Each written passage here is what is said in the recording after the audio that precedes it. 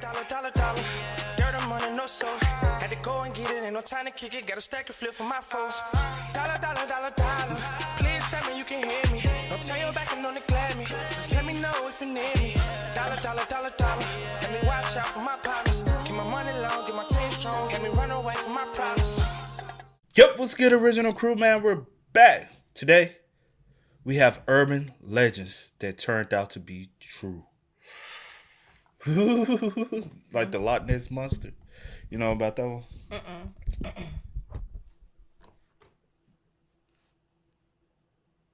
What type of monster? Loch Ness Monster? Bigfoot? Big lie? Hey, man, with that being said, before we get into it, make sure you check out the links in the description box. Down below. You already know where to go if you want to further support. All you have to do is check out down below. Also, if you enjoyed today's visuals, Knocking it with a thumbs up. man, let's hop into it, man. By the time y'all see this, man, we done hit 200K. We want to thank you. But let's go. Let's check out some urban legends that turned out to be true. You ready? I'm ready. All right, let's get it, y'all. West Hobart Haunted House. West Hobart is an inner-city suburb located in Tasmania, Australia. Over the years, dozens of allegations of supposed hauntings, ghost apparitions, and other paranormal activity have been made by tourists and residents of West Hobart. And it's honestly not too hard to see why, as West Hobart is a pretty old town with a generally creepy vibe. As is usually the case, most of these stories have either turned out to be fake, or the people making the allegations didn't have enough evidence to support their claims, which makes it almost entirely likely that they're hoaxes. But as it turns out, at least one of these stories actually has some amount of truth to it. Back in the late 80s and mid-90s, rumors started spreading of a house in West Hobart that was apparently so haunted it drove its residents insane. At first, the rumors created a huge buzz all over town, with the locals doing everything possible to stay far away from the alleged haunted house. It wasn't until months later that the authorities got involved and finally got a clear picture of the situation. While it was true that the house's residents appeared to be going insane, it didn't have anything to do with paranormal activity, but with the fact that a datura vine had been growing through the trees directly above the home and dropping leaves into the family's rainwater tank. For a long time, the family had been inadvertently consuming microdoses of the plant every single day, which made them slowly but surely start to lose their sanity as they sank further and further into delirium. In case you've never heard of it, datura is a species of plant within the nightshade family, also known as Jimson weed, the devil's weed, or devil's trumpet, and you'll see why in a second. Even though the plant itself looks pretty harmless, it's known for having extremely powerful hallucinogenic properties, which is why it was used for centuries by Native American tribes in coming-of-age rituals and other important ceremonies. The Aztecs also used datura as a painkiller in certain rituals, namely in ritual sacrifices, and it's also commonly used as an ingredient in the ritual of zombification in the Haitian voodoo religion, where it's referred to as the devil's cucumber. As you can probably tell by now, datura isn't your typical recreative hallucinogen, and there's a reason why it's really only ever used in hardcore spiritual rituals and ceremonies, and sometimes by naive people who have no idea what they're getting themselves into. In low to medium doses, datura causes extremely distressing, delirious experiences, and in higher doses it can lead to paralysis and even death. Nowadays, datura is recognized by most tribes as a highly toxic and dangerous plant, and have understandably stopped using it. Just imagine, bro. And that was getting in their water supply. Facts. That's crazy, bro. That's something I don't never want to experience anything like that, though. Yeah. I know some people like going through the hallucinating process and going through it. Me, I like to just be in my sanity. I don't want nothing that's going to alter my reality. Like to have control over your body. If you want to call it that. I don't want nothing to alter my my reality, man. Some people I like going into taking trips and going to, hey, to each his own. Kudos, man. I know somebody high right now watching this. Kudos, man. Enjoy your high. Me, I'm going to enjoy my fly. That was a little corny, though. Yeah. A little corny. A little bit. Cropsey. If you were to somehow go back to the 70s and spend some time in Staten Island, it probably wouldn't take you long to hear about an urban legend of a man named Cropsey.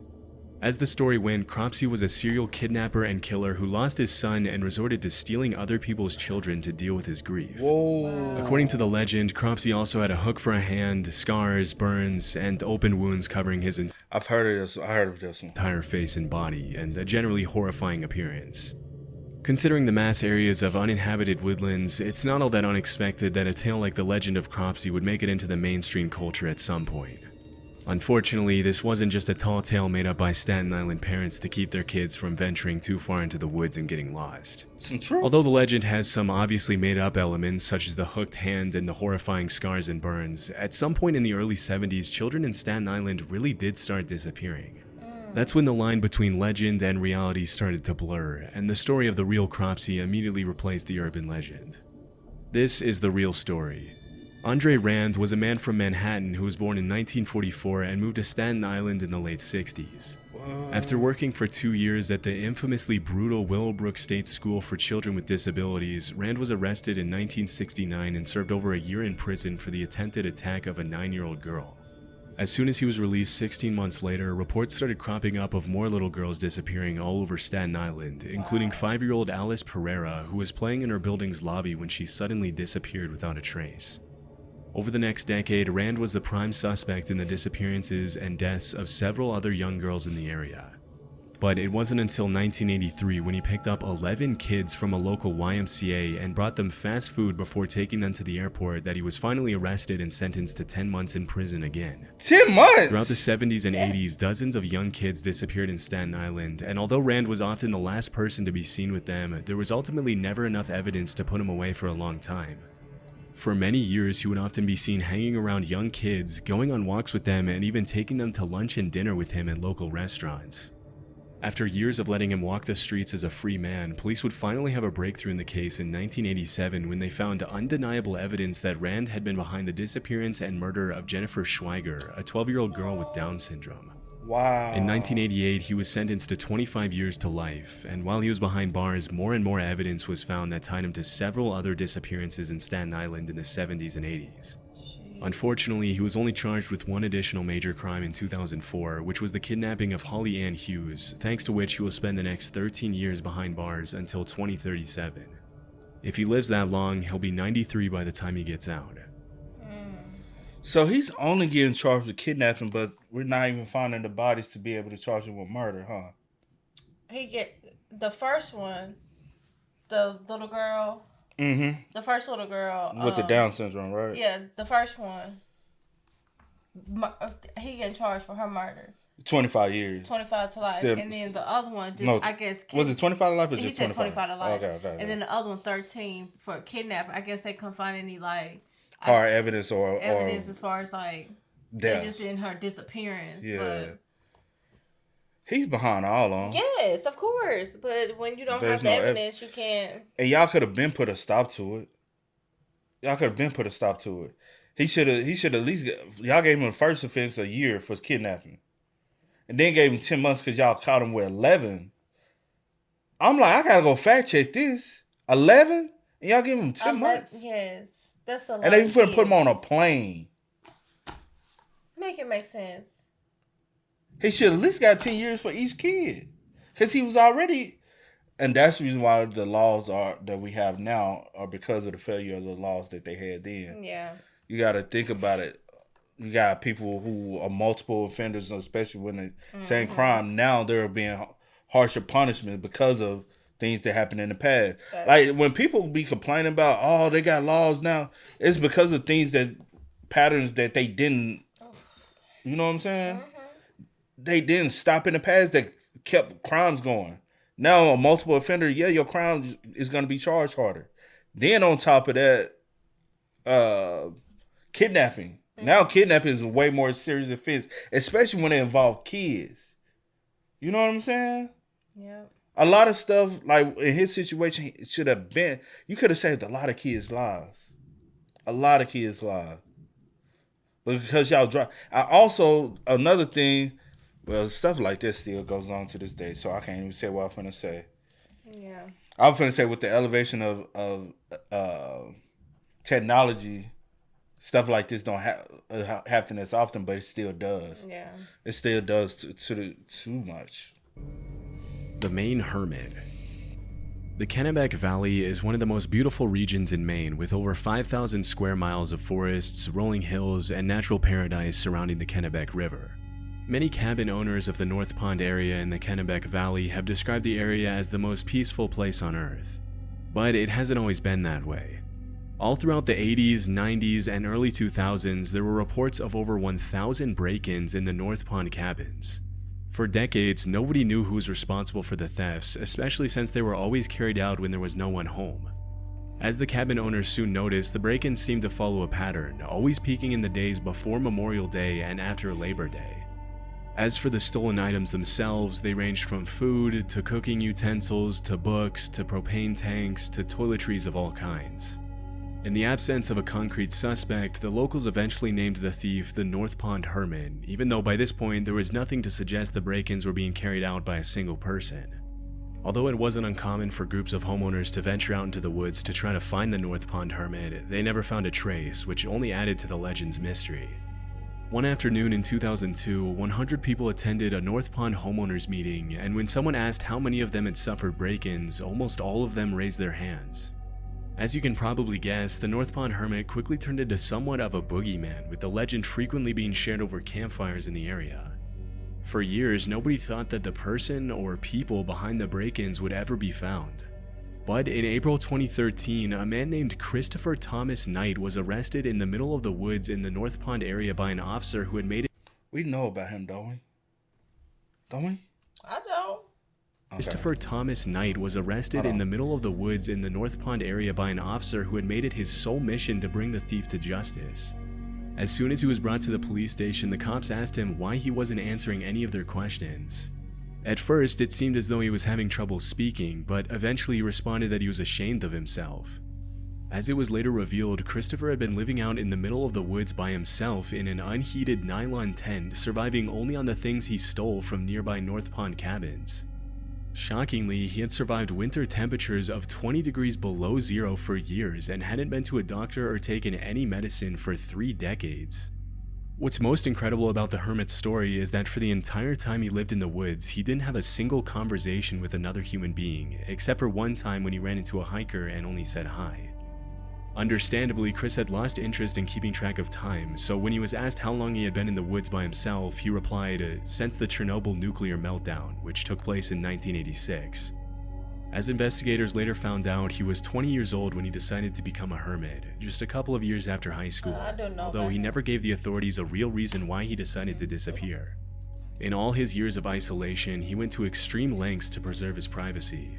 He never lit fires, only moved at night, and hadn't had any kind of communication with the rest of society for more than half of his life. He'd never driven a car, sent an email, or even known what the internet was until his arrest. Interestingly, as the cops dug deeper and deeper into his story, they realized that his only real possessions were his glasses, which he had been wearing for 30 years and could even be seen in his Lawrence High School yearbook picture from 1984. Everything else, down to his underwear and jacket, had been stolen. After the investigation, Knight was sentenced to 7 months in prison, after which he once again disappeared. According to the cops, he's now living a quiet, peaceful life in rural Maine. You think he went back to them damn woods? Cause that's all he knows. I mean, maybe. Since he's 20. What, do I know about this story? Yeah. I thought I did, but Living then in I'm like... 2013, 1986. What's that? 96, 2006. So about almost 30 years he was off like the grid. Like he was just choosing to live off the grid Yeah, by himself. Like he has family. But he would break in and steal your stuff though. He had family. No. But he chose to. That's what I'm saying. He has family, but he's choosing to. He chose to. Yeah. And that probably also aged him too. Mm-hmm. Aged him more than what he probably would have aged just experienced in the world. I think I was getting mixed up. Like I know details, kind of, but I think Ballin did a story on this. I think it was Ballin. But I thought it was something about maybe I'm like mixing stories up. Yeah. We didn't hear some in the story. Yeah. But I swear I feel like Ballin did this. Somebody would say y'all have heard this Ballin story. Your memory better than mine. You said we have. But damn, I'm finna say something I can't remember. My bad. But I wish him well though, man. He's just an individual who just wants to. The only problem you were breaking and stealing other people's property, Yeah. so that is the bad thing. But his survival skills are top tier. 30 years in the forest, almost 30 years in the forest. Your survival skills are, you know what I'm saying?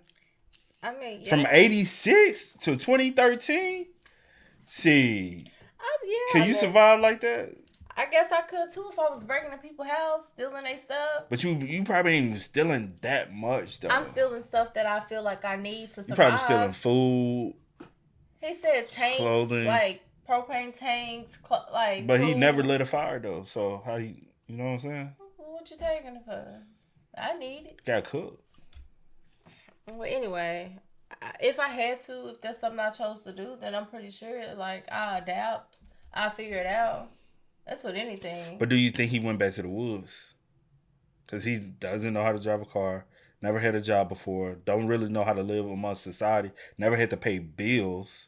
And now I'm in my 50s. Because he said he's living a peaceful life in Maine now. Is that with family or? Peaceful for him would be in the nature, bro. Yeah, like, I don't know. That's his peace. But yeah. I still wish him the best, man. Yeah, most definitely. Also, what comes with that is also psychological help that might be needed as well. To be able to, because he never was around people. Yeah, never really had conversations. Isolated. I wonder how he was in high school. True. But anyway, yeah, I wish him the best.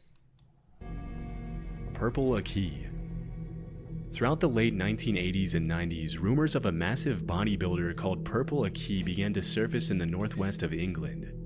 According to the allegations, Purple Aki would supposedly walk the streets of Liverpool hunting down young muscular men and rugby players and oddly ask them if he would let them feel their muscles. If they complied, he would allegedly squeeze their muscles for much longer than was considered socially acceptable and would then ask them to perform squats so he could feel their quad muscles. Some teenagers reported that Purple Aki even went as far as to ask them to pose for him and often offered exercise and nutrition advice for those who gave him the time. Because the rumors were so incredibly ridiculous, nobody really took them too seriously at first, and eventually the story of Purple Aki turned into an urban legend with crazy details being gradually added to the tale, including one where Purple Aki would allegedly swallow teenagers whole if they let him feel their muscles. But as time went on, it became clear that Purple Aki wasn't just a made-up character created by bored teenagers looking to get some laugh from their friends, but a real person named Akinwul Arobic. Aki was often seen traveling across England by train carrying a plastic bag and asking young men if he could feel their muscles. Naturally, this made a lot of people uncomfortable, and it wasn't uncommon for Aki's face to be featured in local newspapers after several encounters with the law. Most of the accusations against him were related to his creepy behavior around teenage boys, but around 1986, the story of Purple Aki took a really dark turn. Early that year, 16-year-old Gary Keller was walking home from school when he ran into Purple Aki, who immediately asked to feel his muscles. Freaked out by the weird request, Gary said no and ran away. Later that same year, Aki followed Gary to a local outdoor swimming pool, and when the teenager noticed, he ran to New Brighton train station and jumped onto the railroad tracks to get away from Aki. Sadly, the story ended in tragedy, as Gary was accidentally electrocuted by one of the rails. Yes. Considering the whole thing happened because Gary was being chased, Purple Aki was convicted of involuntary manslaughter, charged with harassing 14 different teenage boys, and sentenced to 2.5 years in prison. In 1988, Aki filed an appeal and complained that the only reason he had been convicted was because he was black. Ultimately, the judges agreed there wasn't enough evidence to prove Aki had been directly responsible for Gary's death, and believe it or not, he was freed and awarded £35,000 in compensation.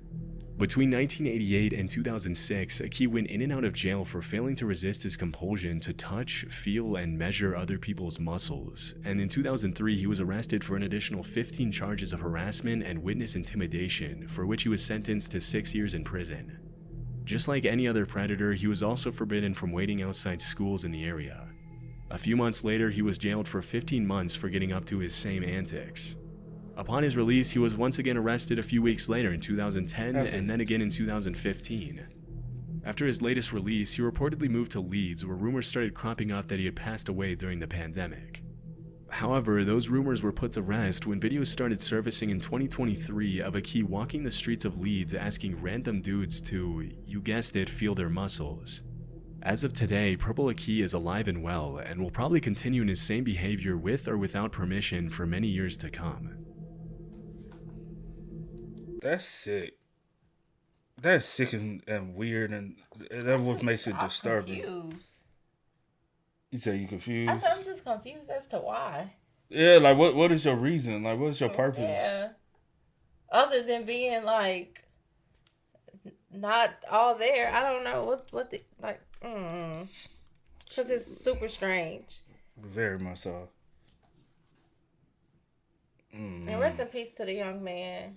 Yeah, because he's afraid. I ain't gonna lie. Any teenager, you ask me, and I don't even know who you are. You ask me, hey, can I feel your muscles? Strange, And just want to feel up on. That's groping, low key. Like, no, thank you want to feel the quads and run the away, calves. follow me. But that second time I see you, I'm like, all right, I remember him. I'm disturbed by him. Let me lead a situation. Because also I'm at the pool where you can really get a visual at me. And so I leave and you following me and chasing me. Anybody, probably, a lot of 14-year-olds would have did the same thing. R.I.P., man. That's sick. Lei Loyan. According to a Swiss urban legend, people have allegedly been running into a mysterious human-like figure in the Fribourg forest in the western part of the country near the town of Mals since the early 2000s. Based on the dozens of allegations that surfaced over the years, the figure has been described as being around 6 feet tall and always wearing a vintage-looking gas mask covering his entire face, a boiler suit, and a cloak. Most people who supposedly ran into the figure reported he or she was completely harmless, but this didn't make the encounters any less terrifying, and it wasn't uncommon for people to report the figure to the police when their children reported feeling scared. As expected, it didn't take local residents long to start adding their own crazy twist to the story, with some claiming that the creature was the ghost of a mentally unstable soldier, while other popular theories assured it was an alien. For a while, the story was classified as an urban legend, and the mysterious humanoid was given the name Lei Loyan, also known as the Ghost or the Hermit of Mals. Throughout the early 2000s, Lei Loyan was mostly the subject of local oral legend because there was no real evidence to support its existence. But in 2013, the story gained international attention when the Swiss/French newspaper Les Matins published the first ever photograph of Lei Loyan, which was sent in by a hiker. After the photograph was published, there was no turning back, as people from all over the country started to make trips to the woods outside Mals for a chance to catch a glimpse of Lei Loyan. The last known sighting of Lei Loyan took place in June 2013 when a local woman named Marianne Desclous saw the figure clutching a bunch of flowers as she was walking outside. Later that year, Lei Loyan's clothes were found in the middle of the woods along with a wooden note titled "The Death Certificate and Will of the Ghost des Mals." In the letter, Lei Loyan accused the media of having murdered a harmless being by revealing its existence and turning him into a circus freak. The letter also mentioned that due to the unwanted attention, Lei Loyan had to abandon its daily walks, which were referred to as happiness therapy in the letter. After the cryptic note was published in the newspaper, many people concluded that Lei Loyan had taken its own life, although this has never been confirmed. As of 2024, nobody has ever seen Lei Loyan's true face, and many people have theorized that the figure was possibly a woman with a facial disfiguration who didn't want people to see her, which is supposedly why she wore the gas mask. But this line of reasoning will probably remain unconfirmed forever. It could have been somebody with a facial dysmorphia, you know what I'm saying?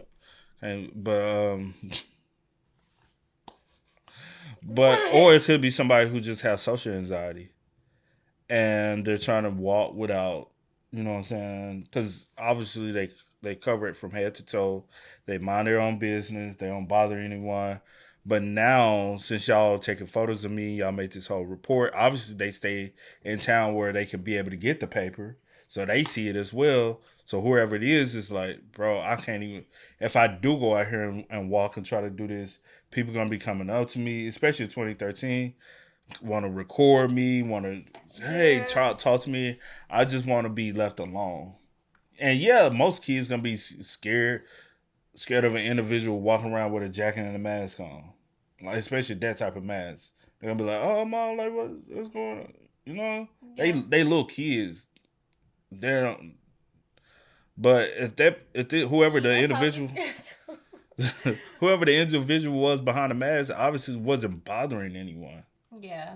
So it was just a mystery behind who is it? Yeah. Who is this person and why? Yeah. But ain't nobody business of why though. True. If they not harming anyone, then I guess it's all that matters. Exactly. But I hate the individual, whoever it is, now can't even like, you know what I'm saying, do that normal routine. Yeah. Because now y'all done made this whole hoopla about it. The Bunny Man. Bunny Man. In the early 70s, dozens of locals started reporting that a man dressed up as a bunny had started haunting the residential neighborhoods around DC, Maryland, and Northern Virginia. Although dressing up as a bunny in itself seems pretty harmless, what made the encounters a little scarier was that the guy would allegedly threaten children on the street with an axe and frequently vandalize people's property for no apparent reason. Even though sightings of the so-called Bunny Man were pretty rare, they seemed to follow a pattern, as the man usually appeared in secluded locations where there weren't a lot of witnesses. The story itself has a lot of elements of a typical urban legend and is kind of hard to believe, but through my research I found that it's all loosely based on a true story. In 1970, a couple was parked in a driveway close to a bridge on Colchester Road in Fairfax County when suddenly a random guy appeared out of nowhere, yelled at them for allegedly trespassing, and threw a hatchet at their car. Terrified, the couple left the area immediately before they had a chance to get a good look at the guy. As they reported the incident to the police, they mentioned the guy had been dressed in light-colored clothing and may or may not have been wearing something white on his head.